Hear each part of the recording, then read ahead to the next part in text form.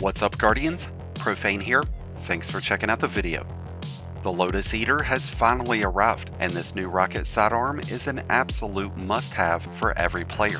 And thankfully this time around, this rocket sidearm isn't locked behind dungeon access or behind PvP. It's obtainable by all players, even the free-to-play players, and that's because this new Void sidearm is a Vanguard weapon, and its weapon traits can be enhanced. This does have an Adept version available, but that's only obtainable when completing Grandmaster Nightfall. Once you've obtained the Lotus-Eater, additional drops can be purchased from Zavala at the cost of 5 Vanguard Engrams. In many ways, this is a replica of the Indebted Kindness, but with a grape flavor. It's got the same look, and when it comes to base stats, they're pretty much the same, but the Lotus-Eater offers something that no other rocket sidearm does, and that's the option of 2 phenomenal origin traits in Stunning Recovery and Vanguard's Vindication. Both of these provide unique benefits to the Lotus-Eater. Vanguard's Vindication provides a small amount of health back on every final blow. It's not as much health as Heal Clip would provide whenever using the Aberrant action, and it doesn't get shared with allies, but you don't have to reload, and you'll gain that bonus health off of every single enemy that you defeat. And then there's Stunning Recovery, which is an especially powerful option right now in Heresy, since sidearms gain the ability to stun barrier champion shields. When a champion is stunned, this weapon's magazine will be refilled.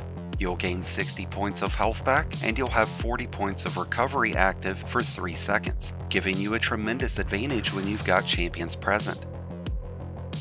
Just like the Indebted Kindness, you'll find Linear Compensator or Quick Launch to be solid barrel options, with high explosive ordnance or appended mag as great magazine options. And as far as masterwork options go, you'll want to keep an eye out for Blast Radius, as this will give us a 10-point increase. With the Lotus-Eater being of the Void affinity, we've got some unique options within our 3rd and 4th columns that you're not going to find on other rocket sidearms. In this weapon's 3rd column, we have Reconstruction, which would put upwards of 27 rounds directly into the magazine, but it's going to take quite a while for that to happen. But even still, I think this will be one of the best options when it comes to overall damage potential.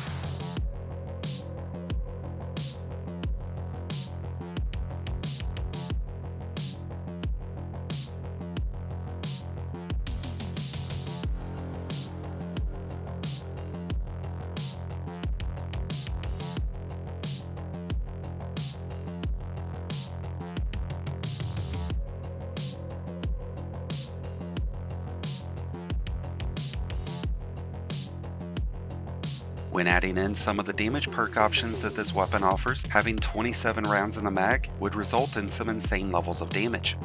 We've also got beacon rounds, which will give our projectiles the ability to lock onto targets. I'm not as big of a fan on this in PVE, but it does have some serious benefits in the Crucible.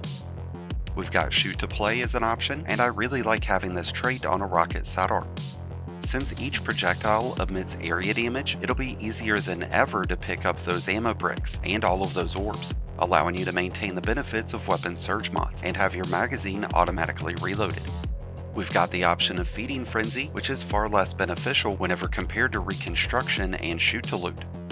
Strategist would be a nice option for improved utility, since it'll give us extra class ability energy after final blows, but Repulsor Brace is also an option, and even though I really like Shoot to Loot and Reconstruction, I think Repulsor Brace will be a better choice for most general gameplay purposes. When you defeat debuffed enemies, you'll gain a Void Overshield that provides you with a 70% reduction to incoming damage. There's several ways that we can apply those debuffs onto enemies, including the combination of Volatile Marksman and Maligned Harvest artifact mods, which would cause Void weapons to gain volatile rounds on sustained damage, and enemies who are volatile will create bursts of weakening effects, which will play right into our use of Repulsor Brace. We've also got a number of ways to trigger those debuffs through Void-centric fragments and aspects like Echo of Instability and Facet of Bravery. We've also got 4th column options of Destabilizing Rounds or Withering Gaze, giving the Lotus-Eater a means of creating its own debuffs. Destabilizing will trigger that volatile on final blows, making it a great option to go with Repulsor Brace for improved crowd control and survivability.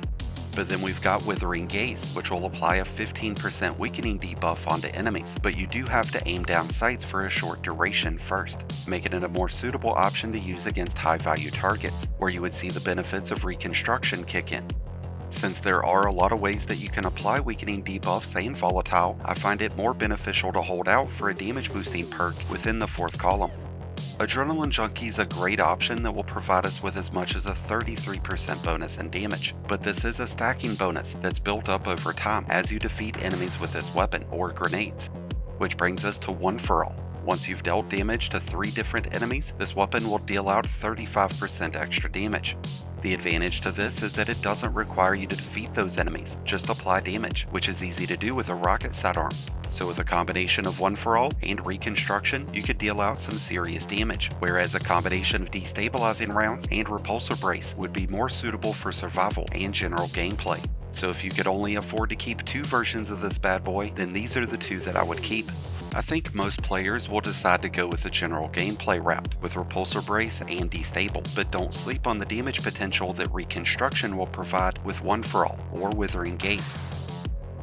All of the rocket sidearms that we've gotten so far have been incredible. They all deal out a ton of damage, and they all offer great perk options that synergize perfectly with our energy type, and the Lotus-Eater is no different. This new sidearm is a ton of fun, and it's got a ton of power. So whatever you do this week, make sure you set some time out to farm this, especially since we've got double loot and double XP going with Nightfall this week. With that said, I wish you all the best of luck out there. Let me know your thoughts of the Lotus-Eater and what you thought about this week's Nightfall. Let us know down in the comments. And if you need a great build to go with the Lotus-Eater or any other weapon, be sure to check out my Mobalytics link, where you can find a ton of great PVE builds, and you can find the link for that down in the description. Thank you as always for checking out the video. If you enjoyed and found it helpful, then be sure to hit that like button below, along with the subscribe button if you're new. Both are greatly appreciated, and both really do help support the channel. And until next time, Guardians, this has been Profane, wishing you all some happy hunting.